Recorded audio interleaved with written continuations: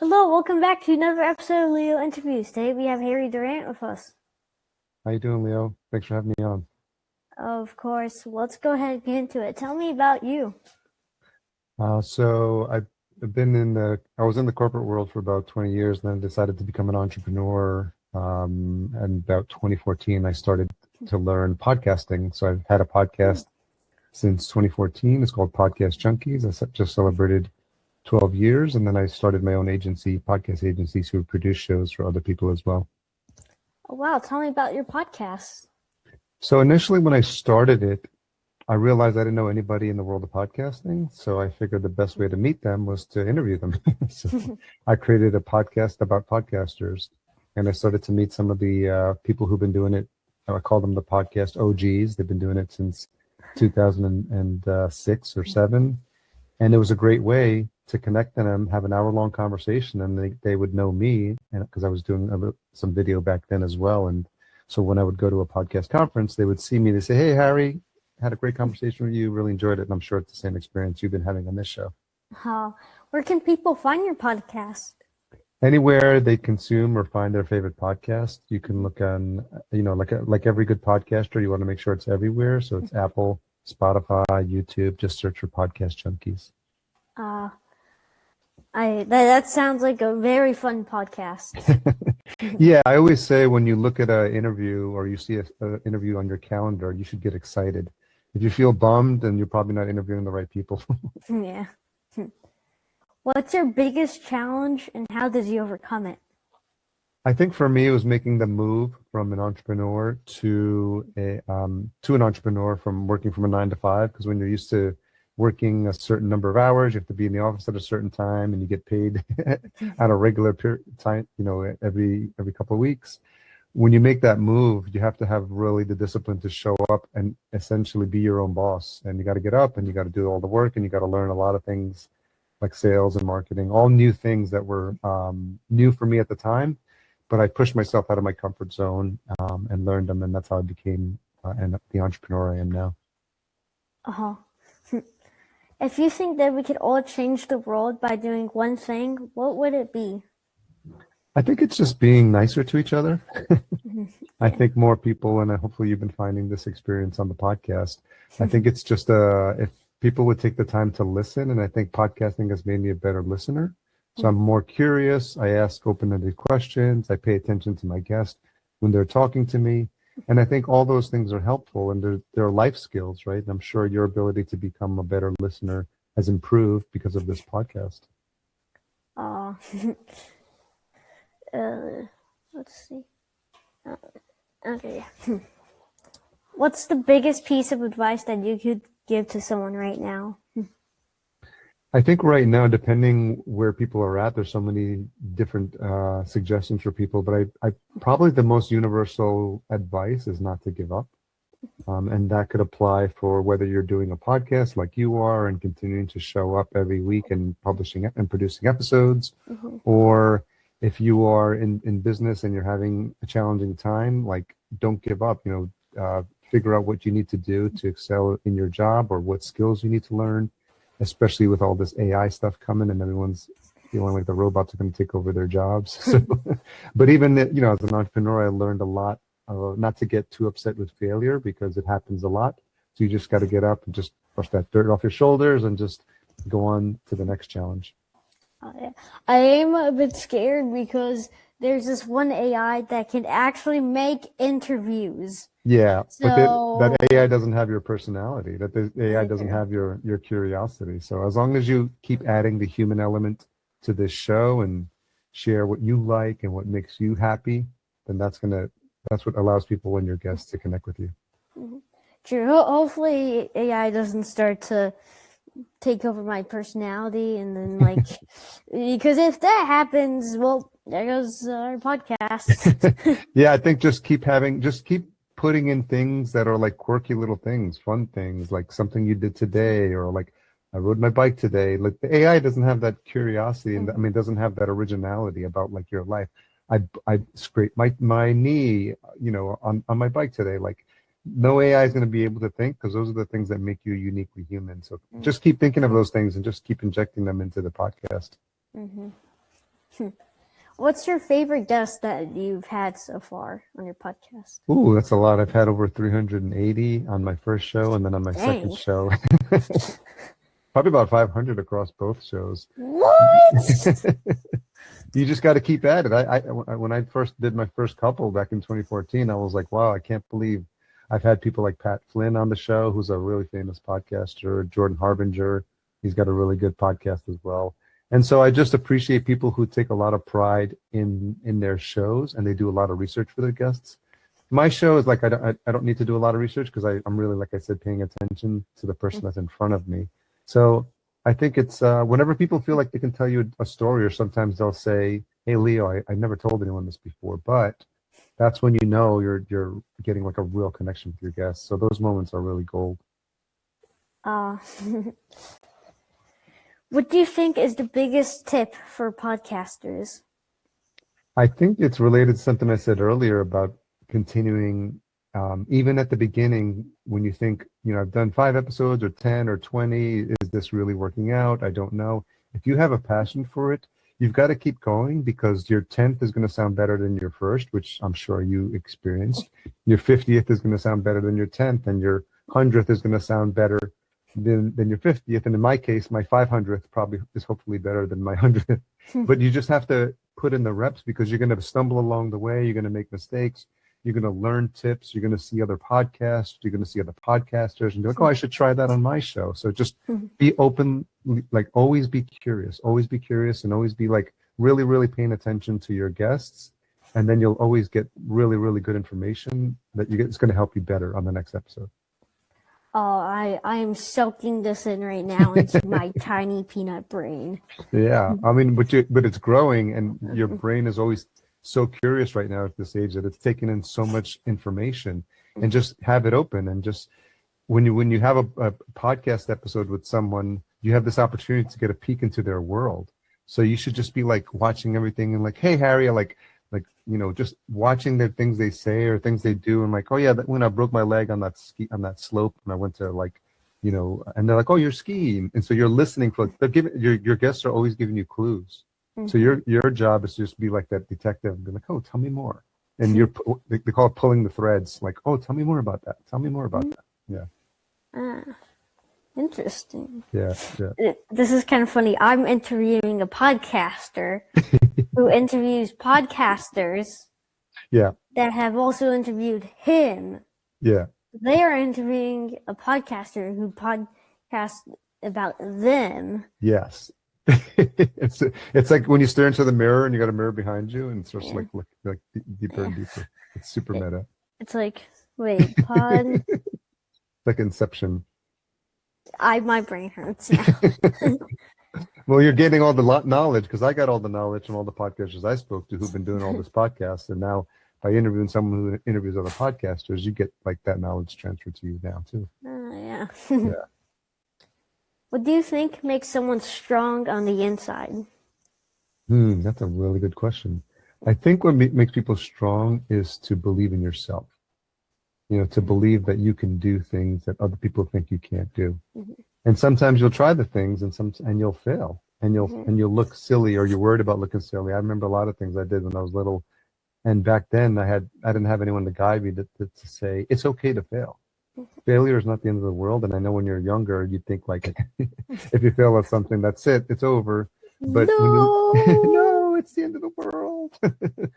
But I think you almost should look forward to failure, because it's an example of something that doesn't work.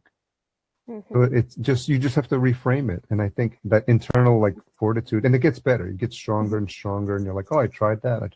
As an entrepreneur, I tried a lot of things. I spent a lot of money on programs and courses and teachers that really didn't work. And at the time I was like, wow, I really couldn't afford that. But, when I look back, it's easier to look at your progress when you're looking backwards, because you're like, okay, I now see what the lesson was from there. So just have that fortitude inside to say, like, I can do that. Talk to yourself and say, I can do this. I'm trying to soak in all this knowledge here. Yeah. So you said, or you talked about failure. For me personally, failure, I think, is just I also heard this from another guy that I interviewed. Failure, or when you fail, or one no is just closer to one yes. Yes, absolutely. That's so true. Yeah, and just having that mindset and just hearing it different ways. That's why people who are door-to-door salesmen, they become really good at sales because they're used to getting actual doors slammed in their face. I don't know if anyone does door-to-door sales anymore, but I have a couple of friends who used to do that, and there's nothing more humiliating than have someone slam a door in your face, but you're like, okay, I just got to improve my script or just tweak one little thing, and you get all these repetitions. Imagine you knock on 100 doors and you get 99 no's, but then that final yes is like, okay, now you're that much stronger as a person because you went through all that adversity. Mm-hmm. Yeah. Earlier, you mentioned believing in yourself. For you personally, what does believing in yourself mean to you? For me personally, I think believing in myself is understanding that I've been through a long life of like ups and downs, but the mistakes don't define me, and even the things I did that I wish I had made a better choice earlier in life, it's just things that you learn later, and sometimes some lessons come later in life, and I think what I'm realizing as I get older is I'm looking at them as lessons, but I also make sure that if I made a mistake, when I was in my 20s, that doesn't define me as a person, and so I think today is a new day, and tomorrow will be better, than today. And so today's better than yesterday. So just always having that mindset of like, I want today to be the best day ever. And I focus on that. I do meditation in the morning, which helps calm my mind, because sometimes as an entrepreneur, you feel like you want to grab your phone and then just do all the things you got to do and get to work. And I challenge myself sometimes to pick up my phone and go sit on my cushion and sit still for 20 minutes. And then I write my intentions out on a piece of paper as well. Oh, wow. I know a lot of people who I've interviewed all say the same thing, on how, like you said, where they just meditate to, calm their minds and all that. Yeah. It's helpful, and it's a skill you can learn early, because I think what you have to realize is there's a lot of talk and there's a lot of input, and especially with social media, it's a lot of things coming for your attention. So what you do is when you sit to meditate, you're demonstrating to yourself that this is the most important thing that you can do right now. Like, be with yourself and just be calm and be quiet and just listen, and just sit in silence. And it's a very challenging thing to do, especially people of all ages. They feel like they should be doing something else. But I've heard someone say from a teacher I had once, says, if you feel like you don't have time to meditate, that's probably a sign that you should be meditating. Mm-hmm. Yeah. Oh, wait, yeah, that's kind of true. If you don't have time to meditate, you should meditate. Yeah. But if you don't have the time to meditate, then how can you meditate to have time to meditate? Yeah, that means your day's being filled up with things that are probably keeping you busy for the wrong reason. Yeah. Well, before, maybe in a couple minutes before we wrap up, is there maybe a couple words that you'd like to give to my viewers?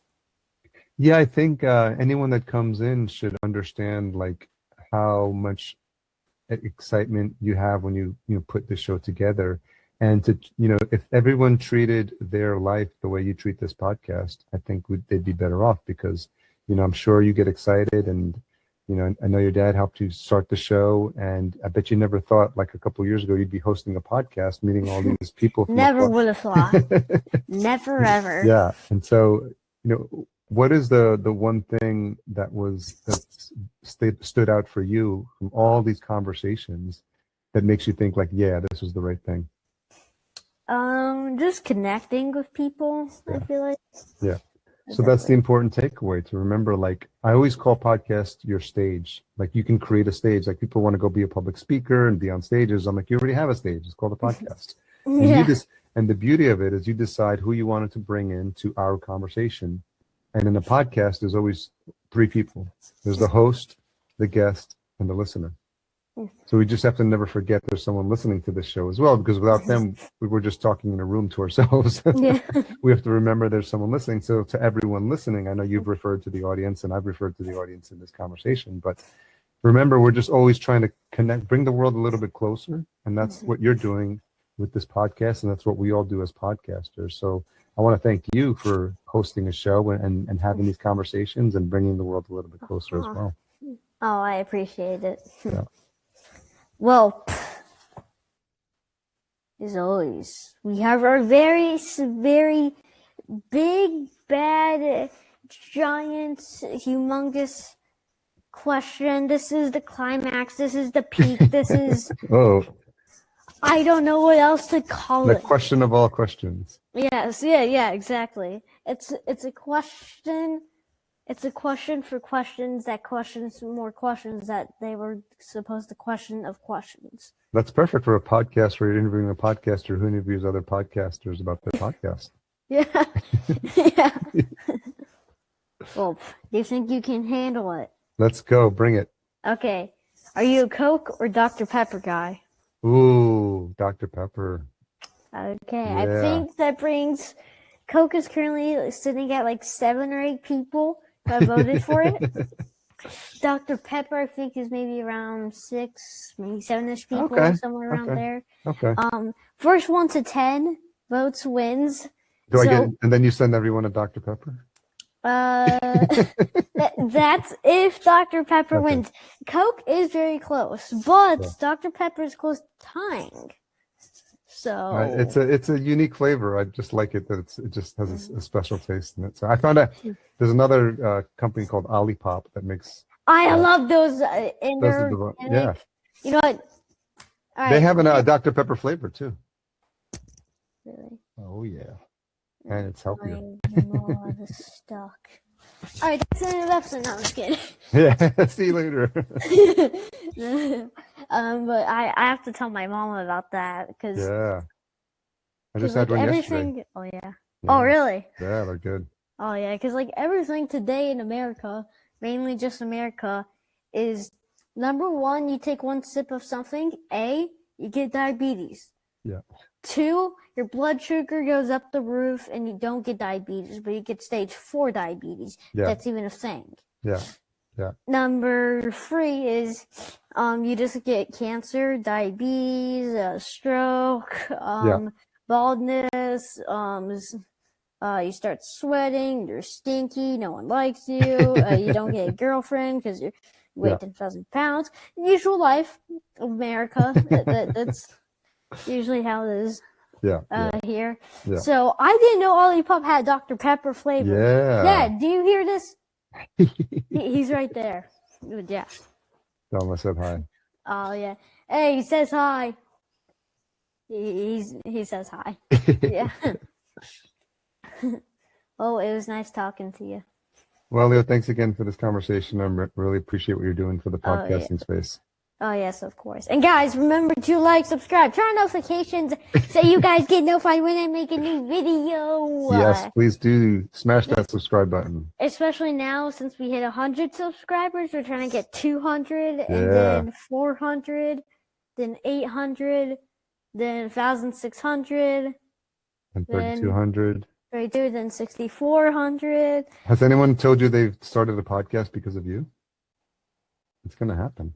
Don't think so. Hey, someone might. Someone, maybe they have. If they have, then let Leo know because he needs to know who he's inspiring. Yeah.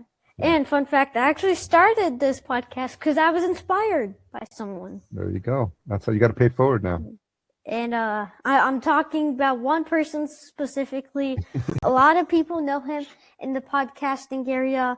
School of Hard Knocks. James Dumoulin. Okay. James, if you're watching this, I would love it if you could be on my podcast. You got to put the intention out there. James, right now. James, go to Leointerviews.com. You can watch you can plot. You can book a podcast with me and book a time out for a calendar. So James, this video will probably comes out in like 2 weeks from now, something like that. But if James does see this, please go to leointerviews.com. Put it out there. Put those Yeah, intentions out there. Yes, exactly. And book a podcast with me, James. Yes, please do that, James. Yeah. Well, it was nice meeting you. Nice meeting you too, Leo. Yes. Talk soon. Of course. Well, Bye. until next time, guys. Bye.